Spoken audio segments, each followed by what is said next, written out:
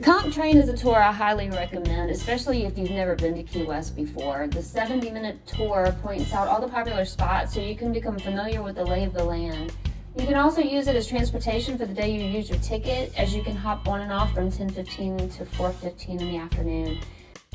And on the right, across the street from the Hemingway House, the Key West Lighthouse.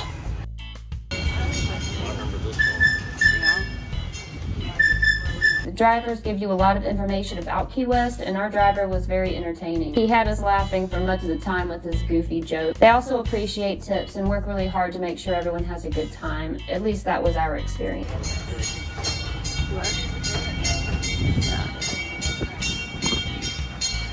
I love these tourists. You know why I love these tourists? They always get to the point. Well, maybe you're hoping and praying I'll get to the point. That's what I'll do. Now, as I make the right turn here, folks, and look to the left side, you'll notice that many of the tombs here are above the ground. Here in Key West, we really don't have much deep soil. Now, recently I did want to walk into the cemetery. I hate to admit it, but I got lost. It was a grave situation. The Papa's Pilar Distillery tour may be the coolest tour we did while in Key West.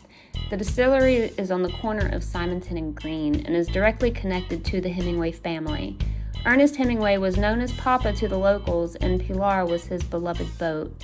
During this hour-long tour, you will learn about distillation of rum, their manufacturing processes, and many interesting facts about Hemingway's life. I had no idea how awesome his life actually was. His life was an amazing story. Towards the end of the tour, you will taste pure rum and 3 different rums they sell. All 3 rums are really good. This tour is a must-do in my opinion.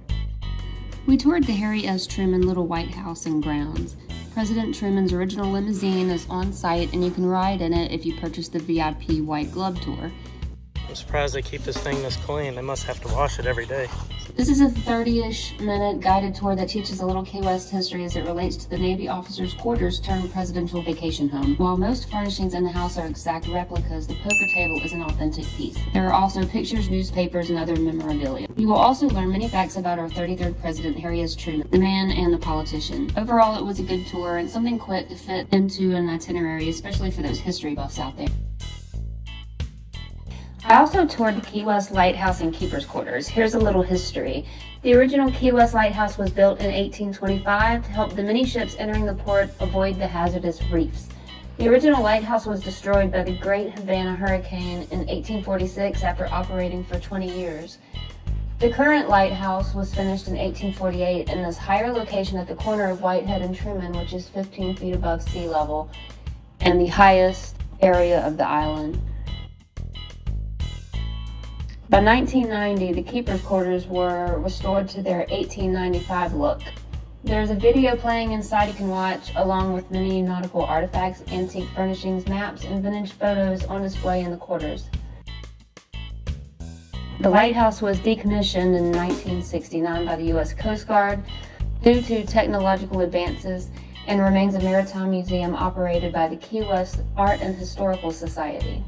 They are open every day from 10 a.m. to 5 p.m. with the last admission at 4:30 p.m.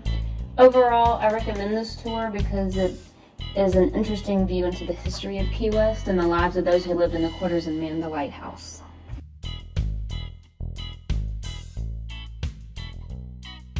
Alright, that was way scarier than I thought it was going to be.